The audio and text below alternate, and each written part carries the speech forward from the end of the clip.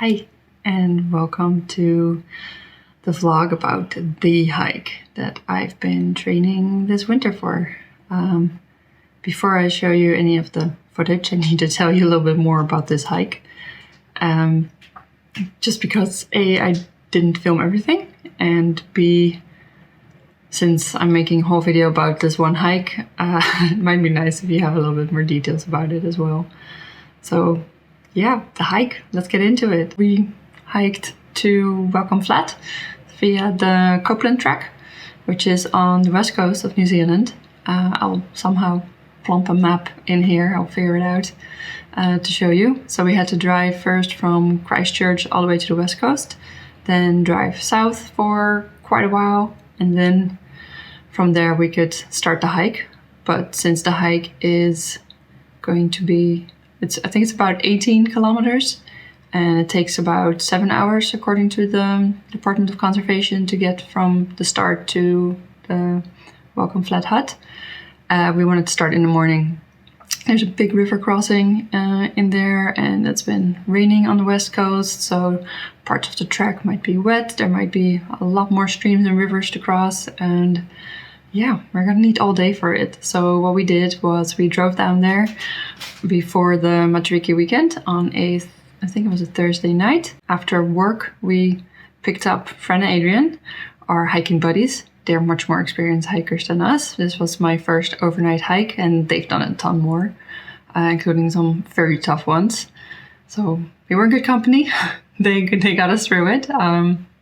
And they were so much fun to hike with as well. So we picked them up, we drove to the west coast, and then all the way down to, what is that called? Some glacier town where we stayed at a motel, and then for the night, I think we got there at like 11:30 at night. It was really, really late. Took us, I think, about 6 hours to drive there. And then the next day, Friday morning, really early. I think we started before sunrise. We started our hike, all packed, our backpacks. I think mine was the lightest one, with 12 kg of gear in it.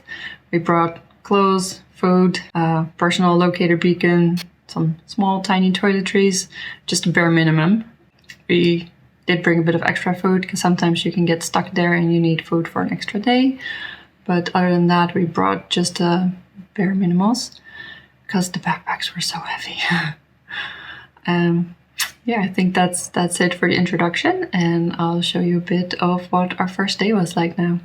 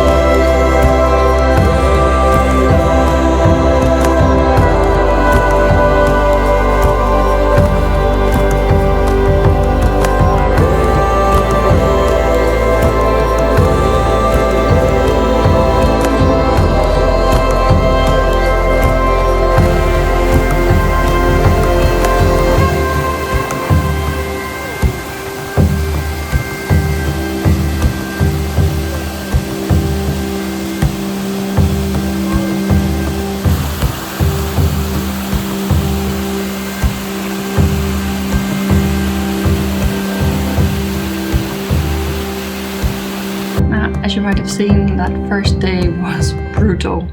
It did not take us 7 hours to get to the hut. It took us a little bit over 10 hours to get there.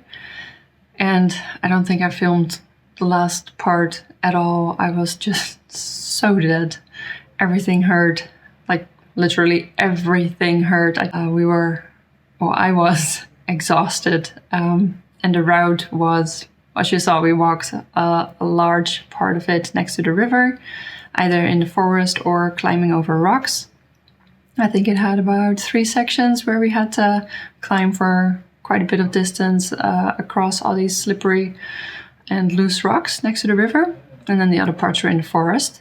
And then about after, I think it was 15 kilometers, when you're already pretty tired and pretty sore and kind of done with it, the last 3 kilometers is almost just straight up to get to the hut, which was not a good thing for a hike. I cannot recommend that. I think that was nature's way of saying, don't go here. This is not the right path for you. But yeah, we made it. We got there just as it was getting dark. So it took us literally all day to get there. We did not take a lot of breaks. I think we had a small break to enjoy some river views and a little snack. And then we had our lunch break. And I think that was about it.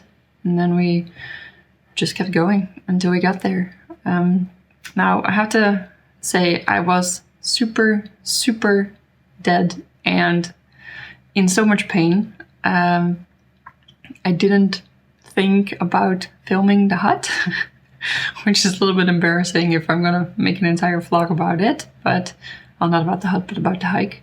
So there is a tiny little bit of footage that I have from the outside where I spotted a little cute fantail bird, and that's about it. The cool thing though was at the hut there were natural hot pools, and there were I think 3 or 4 different natural hot pools with different water temperatures. So we all brought our swimming gear, and at night we could enjoy those and look at the stars and just soak up some warmth, which was wonderful, especially for all my sore muscles. It was great to just sit in the mud and not have a backpack on anymore. I do have a little bit of footage from that for you to share with you, but it's from a little while ago. It's from Reinier's camera. He went to the same hut, I think, 2 years ago. And as I said, I was really, really dead. So I'm really sorry, but I don't have any other footage from when we were there, which is super stupid. But yeah, it just shows my mental state. All I was doing was recovering, limping around, and trying to muster up all my strength and courage to make it back on the same track the next day again. Well, not the next day. We hiked up one day, and then we stayed there the second day and recovered a bit and just chilled out. And then we walked back on the third day. So we had a long weekend, and we took 3 days for the trip. On the second day, we just walked around for a bit. There's another track there that goes on further, and it's for even more experienced hikers. And that track, we followed it a little bit past the river and just went for a stroll, just to try and keep all the soreness out of our muscles and try and keep moving.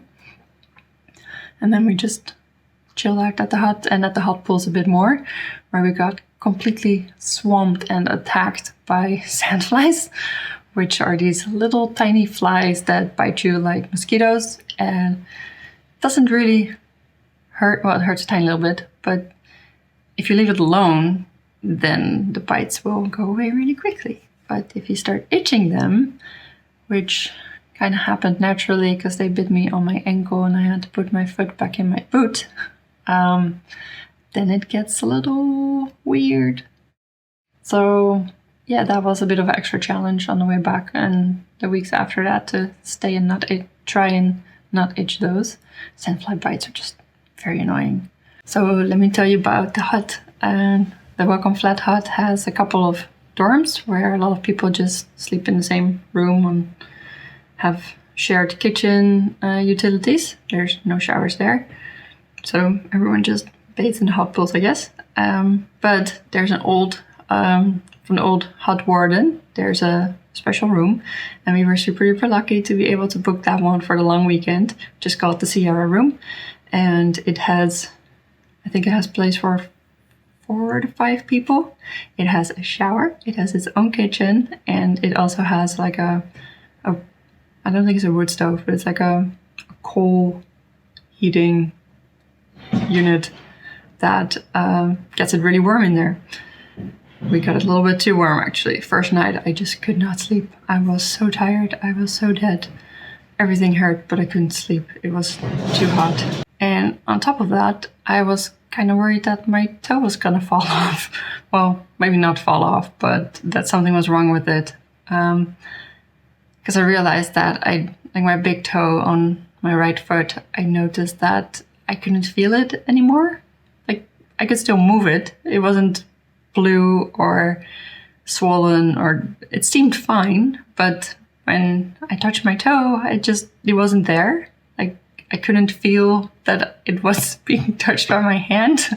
So it felt like there was just a random hot dog attached to my foot, like an extra toe that wasn't mine, which was really weird. I never had that before. And I was, well, as I said, I was exhausted. So there was a little bit of panic going on there at 2 a.m. while everyone was asleep, and it was freaking hot there, and I didn't know what to do. And I thought I was going to have to be helicoptered out because my toe was going to die or something. Yeah, I was not having a good time there. And we also didn't have any internet, so I couldn't Google what was going on with my toe either. So I just had to deal with it. The next day, we got the coal stove to go a lot lower in temperature, and I think we even slept with the door open at some point because it was just really quickly, it got really hot in that hut. So we just needed to do something about the temperature. Our sleeping bags were definitely very warm for that. But yeah, second day, also still no feeling in my toe. Luckily, Adrian is a physiotherapist, and I could ask him, and he was like, well, if your toe is not turning any weird color or it's not hurting, then it's probably gonna be fine. Wouldn't worry about it too much. So that was nice and comforting to hear that my toe was probably not gonna fall off. Actually what was going on is that I probably walked too far for too long with too heavy a pack, and some nerves got stuck or pinched there, and that's why I couldn't feel anything there on my toe anymore. By now, I think it's like 2 months later, and some of the feeling has returned, but still feels really weird, that toe. So I hope it's gonna be okay. All right, so back to the second day to our little hike. It was really cool because we could see the mountains. When we arrived the previous day in the dark, we could hardly see anything. So then the second day, when we got to be at the hut and in all that nature with daylight, it was beautiful.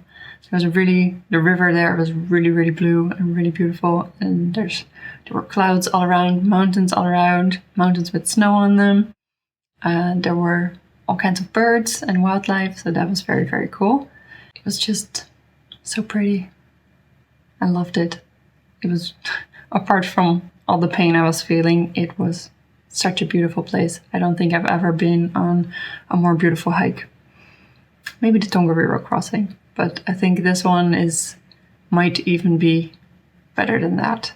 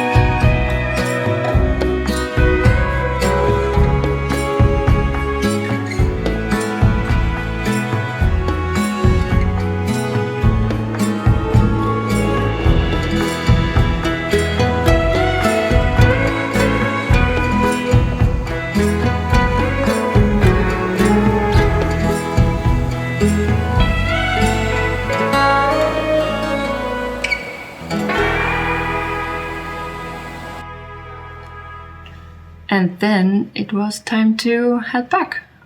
We had to walk back all the way to the car. Since we took about 10 hours the first day, we thought we'd better leave before sunrise to make sure that we got back on time with daylight, because the last part of the hike, or the first part, depending which way you're going, there's like a 20-30 meter wide river that we need to cross. I got water boots for the first time, where everyone just took off their shoes and socks and you just go barefoot through it. Water's really, really cold. But yeah, we wanted to definitely do that while there was still light outside. And if it's dark, then it just gets really dangerous. If someone trips and falls and hits their head in the dark in that river, you could drown really quickly and it would just get really dangerous. So it was very important to us that we got back to that river with still plenty of light to do the crossing and then get back to the car. Which meant we had to put our alarms, and then I think we tried to leave around 7. But unfortunately, there was a bit of rain and thunder that early in the morning. So everyone had to gear up with other rain gear. We put all the covers on our backpacks and waterproof jackets on. Sadly, my waterproof jacket turned out to be not waterproof. So after about 20 minutes of walking, I was just soaked, which was very uncomfortable. But hey, it was still warm and we just had to keep going because we still had about 10 hours to do those 18 kilometers back to the car. So yeah, there's not a lot of videos that I took that morning. I think it rained until about lunch, about 11, 12 maybe. And I'm just not gonna bother getting my camera out in that kind of weather. I can tell you that it was very uncomfortable. And we cleared those metal bridges at a lightning speed because we did not want to get struck by thunder on one of those or even be in that situation. So we just hurried up and just cleared that distance as fast as we could. And around lunchtime, the rain eased, and I'll have to tell you, the thunder was gone a lot sooner. Like pretty soon after we started walking, the thunder was gone, fortunately. I was very lucky. But it kept on raining. And then we had a bit of lunch and then we just kept on. And I'm very happy to tell you that the way back we only took about 7 hours, which is a huge improvement from day one where it took us 10 hours, despite us being still a bit sore from day one from all that walking. And I still couldn't feel my toe. But we made it to the river crossing on time, and just right after, like even from the river crossing, we could see the car and we just went for it. Now, we got there, I think around 3 in the afternoon. And then we still had to drive the 6 hours all the way back to Christchurch. I was so tired. I didn't do any of the driving. Luckily, some of the other people were still fresh enough to drive us all the way back, which was really good. And that was the hike. Oh my God. I can't believe we did that. It was insane. There were definitely parts where I thought I wouldn't make it. Where I thought we'd have to be helicoptered out. We had a personal locator beacon, so that was good. In case of an emergency, if someone fell. Nobody did, luckily. Well, I did on one part, but not badly. I just slipped and draped myself over a big round rock. Luckily, there was a fantail who was just laughing at me. So everyone enjoyed that. That was very nice. No one got it on camera, so there's no blooper in there. But all was fine. Nothing hurt too bad. And other than that, I'm pretty happy that we all made it safely. And I think it was one of the most beautiful hikes that I never want to do in a very, very long time. It was so painful and so exhausting and covered in sandfly bites, and it was just so challenging. But having said that, I am very proud and very happy that we went, because it was a blast. We had so much fun. We played some games. We had so many laughs. We had good chats. We saw stunning, amazing, beautiful parts of New Zealand that otherwise would never have seen. And I can definitely recommend it if you're an experienced hiker. If you're a beginner, don't go. But if you're an experienced hiker, then it's definitely worth it. It's such a beautiful hike. It's gorgeous. The mountains, the view. Well, I keep saying this. I've said this like 5 times in the last 5 minutes already. But I think the footage speaks for itself.